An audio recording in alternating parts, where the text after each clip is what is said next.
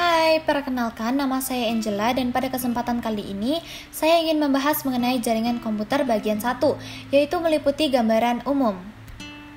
Nah, kita mulai dengan pendahuluan terlebih dahulu. Sebagai informasi, sistem komputer zaman dulu bersifat sangat terpusat, tapi kini mulai muncul pendekatan baru di mana beberapa pekerjaan dapat dilakukan beberapa komputer yang berbeda namun tetap terhubung. Hubungan ini kita sebut sebagai jaringan komputer. Berbeda dengan jaringan yang sering kali terhubung untuk membentuk jaringan yang lebih besar seperti internet, dua komputer dianggap saling terhubung kalau mereka dapat saling berbagi informasi. Nah, selanjutnya yaitu kegunaan dari jaringan komputer. Ada 3 hal yang akan kita bahas di sini, dimulai dengan akses ke informasi terlebih dahulu. Menggunakan browser web yang memungkinkan pengguna memperoleh informasi dari berbagai situs web adalah cara umum untuk mengakses informasi melalui internet. Dan di sini juga arsitektur client server itu digunakan. Implementasi yang paling terkenal adalah aplikasi web, di mana server membuat halaman web berdasarkan database-nya sebagai tanggapan atas permintaan klien yang mungkin mengubah database. Konsep client server ini berlaku tidak hanya ketika klien dan server berada pada jarak dekat, tetapi juga pada jarak jauh. Nah, seperti gambar yang bisa kita lihat di bawah ini, model itu membentuk dasar dari banyak penggunaan jaringan. Dan dalam kebanyakan kondisi, satu server itu dapat menangani sejumlah besar klien secara bersamaan dengan komunikasi yang berupa permintaan dan juga balasan. Yang kedua ada peer-to-peer. Komunikasi ini di mana kelompok lepas dapat saling berinteraksi satu dengan yang lain, terbentuk dengan adanya aktivitas berbagi musik, film, ataupun informasi lainnya. Nah, ini adalah teknik lain yang disukai oleh masyarakat luas untuk memperoleh informasi. Tidak ada pembagian yang ditetapkan seperti gambar yang ditunjukkan di bawah ini, di mana setiap orang dapat secara teoritis berkomunikasi dengan satu atau lebih orang lain secara bebas. Banyak jaringan peer-to-peer termasuk BitTorrent kekurangan database konten pusat, tapi sebaliknya setiap pengguna mengelola database lokalnya sendiri dan juga menawarkan daftar pengguna sistem terdekat lainnya. Kemudian, pengguna baru dapat mengunjungi anggota yang sudah aktif untuk melihat apa yang dapat mereka miliki ataupun untuk mendapatkan nama pengguna lain yang dapat mereka periksa untuk material lebih lanjut. Yang ketiga dan keempat ada person to person dan juga e-commerce. Dimulai dengan person to person yang contohnya yakni pesanan instan, jejaring sosial, dan juga situs web kolaboratif. Dua orang dapat saling mengetik pesan secara real time menggunakan fasilitas ini. Ada juga platform yang menggunakan SMS multi pengguna seperti layanan internet yang memungkinkan pengguna mengirim pesan teks singkat ke teman mereka. Hubungan yang diumumkan secara publik antara satu sama yang lain dalam situasi ini mengendalikan arus informasinya. Orang-orang dapat mengedit profil pribadi mereka dan juga berbagi pembaharuan dengan teman yang telah mereka tandai pada aplikasi tertentu tersebut. Dan yang keempat ada perdagangan elektronik, e-commerce, ataupun penjualan. Sebenarnya pasar lelang ataupun jualan produk bekas ataupun toko online telah tumbuh secara signifikan akhir-akhir ini. Lelang online ini bersifat peer-to-peer di mana pelanggan dapat bertindak sebagai pembeli dan juga penjual, berbeda dengan e-commerce konvensional yang menggunakan arsitektur client server. Dan yang terakhir ada hiburan dan juga IoT. Dimulai dengan hiburan. Game waktu nyata, dunia virtual, dan juga streaming video melalui televisi IP adalah contohnya. Lagu MP3 dan film berkualitas DVD dapat ditemukan, dibeli, ataupun diunduh oleh penggunanya untuk koleksi mereka sendiri.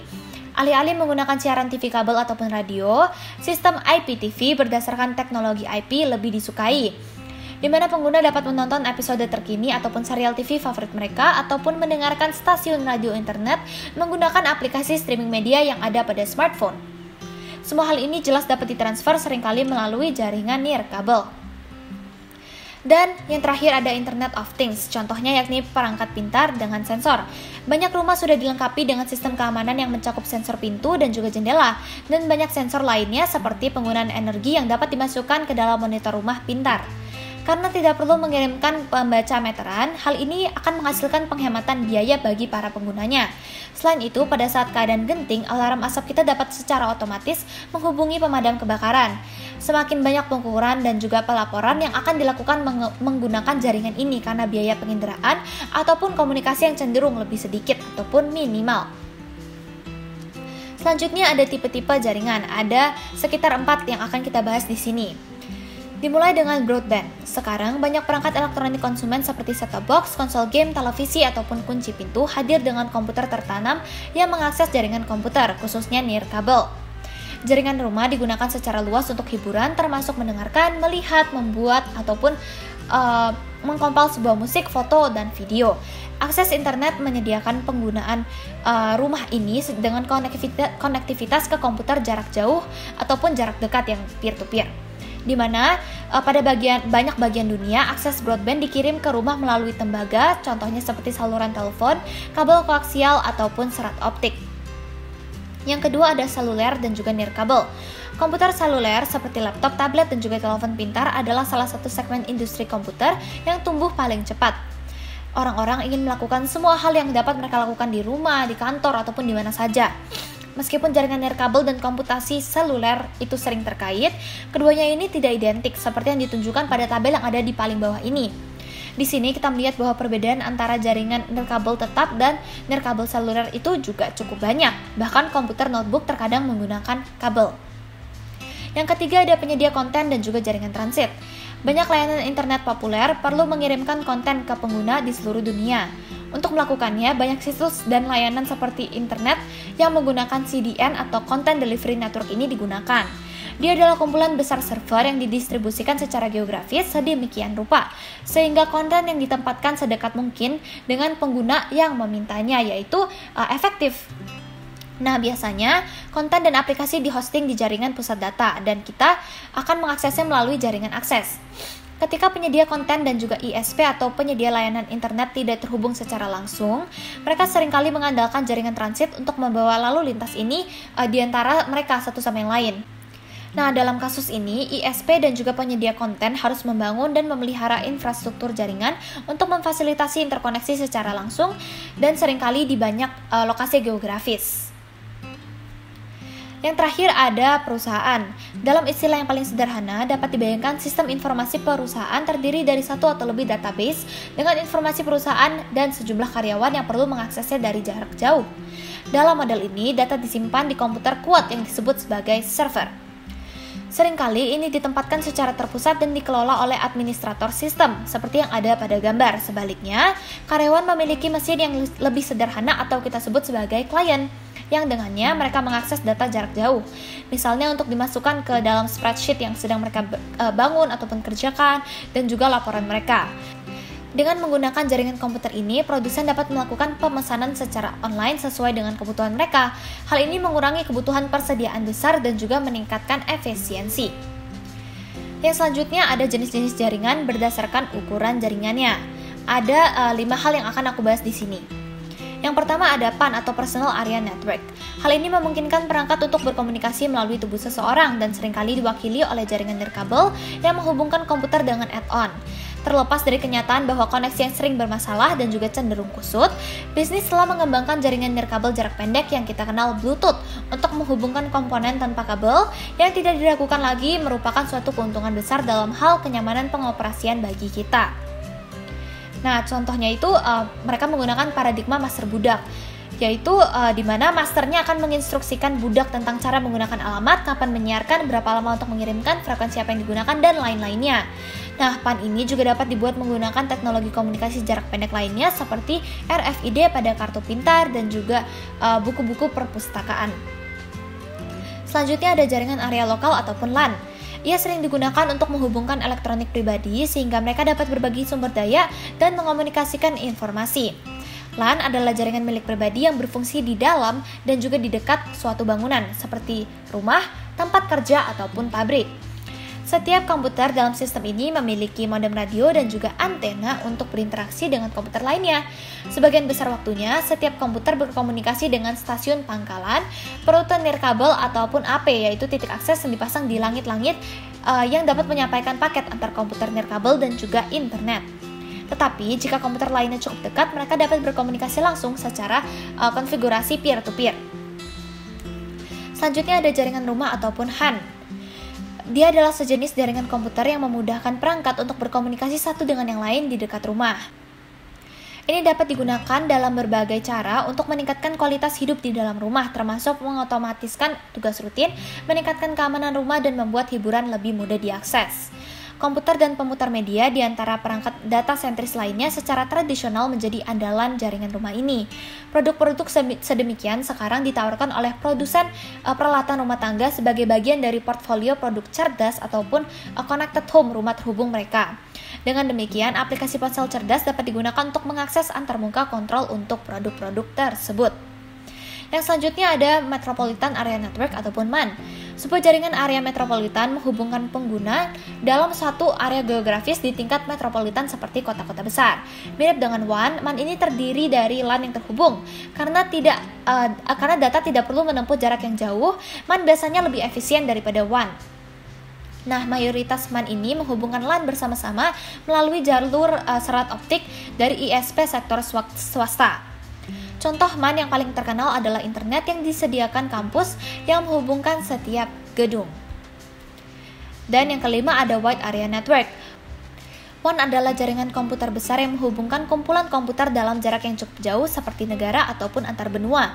Banyak WAN ini dibangun menggunakan lease line. Sebuah router di setiap ujung lease line ini menghubungkan router kedua di dalam LAN di satu sisi dengan LAN pada sisi lainnya.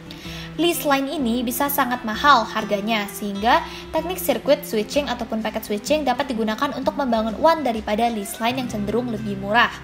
WAN yang paling terkenal diantaranya yaitu Internet, Telkomsel, XL, Axis, dan juga lainnya.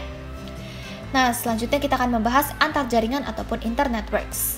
Dia adalah kumpulan jaringan yang saling terhubung. Jaringan ini menghubungkan pengguna antar dunia dan dikenal sebagai jaringan terbesar di antara semua jenis jaringan yang ada. Jaringan ISP ini digunakan oleh internet untuk menghubungkan jaringan bisnis, jaringan perumahan, dan juga berbagai jaringan lainnya. TCP dan IP bekerja bersama untuk memastikan transfer data yang andal dan konsisten di seluruh internet, apapun perangkat yang digunakan ataupun dimanapun perangkat tersebut digunakan. Nah, yang terakhir kita akan membahas mengenai standarisasi jaringan. Dimulai dengan pendahuluannya terlebih dahulu sebelum kita membahas 3 hal utama. Ada beberapa vendor dan penyedia jaringan masing-masing dengan pandangan mereka sendiri tentang bagaimana sesuatu itu harus dilakukan. Nah, tanpa koordinasi semuanya akan berantakan dan pengguna tidak akan berdaya. Mengembangkan standar jaringan tertentu adalah satu-satunya solusi untuk hal ini. Standar yang baik tidak hanya memungkinkan berbagai komputer untuk berinteraksi satu dengan yang lain, tetapi juga memperluas pasar untuk item yang mengikuti standar itu sendiri.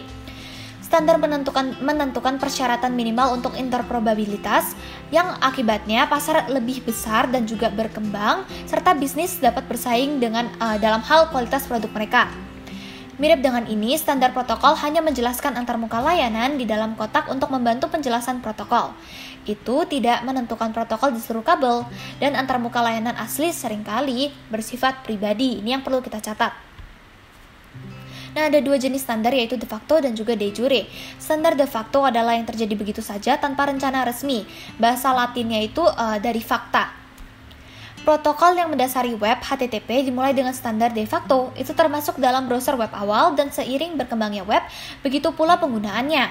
Sedangkan pada standar de jure diterima oleh peraturan beberapa badan standarisasi formal. 2 jenis badan standar internasional adalah yang terdiri dari organisasi sukarela, non-perjanjian, dan yang dibuat oleh perjanjian di antara pemerintah berdaulat. Standar de facto sering menjadi standar de jure dalam praktiknya, terutama jika efektif, seperti halnya HTTP yang dengan cepat diambil oleh IETF. Perhatikan bahwa badan standar sering meratifikasi standar satu dengan yang lain untuk meningkatkan pasar teknologinya. Yang pertama, who's who in the telecommunications world. Dengan banyaknya penyedia layanan, jelaslah bahwa kompatibilitas global diperlukan untuk memastikan bahwa individu di suatu negara dapat memanggil rekan mereka di negara yang berbeda. Perwakilan dari worldwide ada 3 sektor yang terbentuk, yaitu kita sebut ITU. Sistem antarmuka telepon dan komunikasi data menarik bagi yang pertama, yaitu ITU-T atau sektor standarisasi telekomunikasi. Nah, selanjutnya mengordinasikan penggunaan frekuensi radio di seluruh dunia oleh kelompok kepentingan yang saling bertentangan merupakan fokus utama bagi ITUR atau sektor komunikasi radio. Industri ketiga adalah ITUD atau Development Sector yang mendorong kemajuan teknologi informasi dan komunikasi dalam upaya menjembatani kesenjangan digital antara negara maju dan juga negara berkembang dalam hal akses terhadap teknologi tersebut. Yang kedua ada who's who in the international standards world. Standar Internasional Organisasi atau ISO ini merupakan sebuah organisasi yang didirikan pada tahun 1946 yang tanggung jawabnya untuk menciptakan dan menyebarluaskan standar internasional. Karena ISO adalah anggota dari ITUT ini, mereka sering bekerja sama dalam hal terkait standar untuk mencegah ironi memiliki dua standar internasional resmi yang tidak dapat didamaikan atau nyambung satu dengan yang lainnya. Nah, metode yang digunakan telah dibuat untuk menghasilkan konsensus seluas mungkin. Ketika seseorang menyadari perlunya standar global di bidang tertentu, prosesnya dimulai dengan draft komite atau CD yang dibuat oleh kelompok kerja dan didistribusikan ke semua bagian anggotanya. Dokumen yang diperbaharui yang dikenal dengan DIS atau Draft Standar Internasional kemudian dibuat dan juga dikirim untuk komentar dan juga pemungutan suara jika mayoritas menyetujuinya. Dan untuk akhirnya, IS atau Standar Internasional itu tuh dibuat, ditinjau, dan diterbitkan berdasarkan temuan. CD atau DIS ini mungkin perlu melalui banyak iterasi di area yang diperebutkan dengan cukup panas sebelum menerima dukungan yang signifikan. Nah, untuk bagian Institute of Electrical and Electronics Engineers dan juga LAN, asosiasi profesi terbesar di dunia ini adalah peserta penting dalam arena standar. Dia memiliki bagian standarisasi yang menciptakan standar di bidang teknik elektro dan komputer, dan juga menerbitkan beberapa publikasi dan menyelenggarakan ratusan konferensi setiap tahunnya. Berbagai jenis LAN telah ditetapkan oleh Komite 802 IEEE seperti yang bisa kita lihat di bawah ini. Nah, yang terakhir ada Who's Who in the Internet Standards World. Proses standarisasi yang digunakan oleh internet global sangat berbeda dari yang digunakan oleh ITUT dan juga ISO. Ketika ARPANET didirikan, DoD membentuk komite non-resmi untuk mengelolanya. Nah, kelompok ini diberikan peran yang sedikit lebih besar pada tahun 1983 dan diberikan akronim IAB ataupun Internet Activities Board dengan tujuan agar para akademis yang bekerja di ARPANET ataupun internet berorientasi kira-kira ke arah yang sama ataupun tugas yang mirip. Nah, yang terakhir yaitu WEC ataupun World Wide Web Consortium. Dia itu membuat protokol dan aturan untuk standar web untuk membantu perluasan web jangka panjang. Tim Berners-Lee adalah direktur eksekutif grup industri ini yang didirikan pada tahun 1994 saat web mulai berkembang. Konsorsium Global Wide Web ini atau W3C ini saat ini memiliki lebih dari 300 anggota dari seluruh dunia dan telah membuat lebih dari 100 rekomendasi W3C ataupun standarnya pada subjek termasuk HTML dan juga privasi web. Nah, jadi segitulah yang akan saya bahas pada pertemuan kali ini. Jika ada pertanyaan dapat kalian tuliskan di kolom komentar dan semoga penjelasan ini jelas bagi kalian yang mencari. Terima kasih.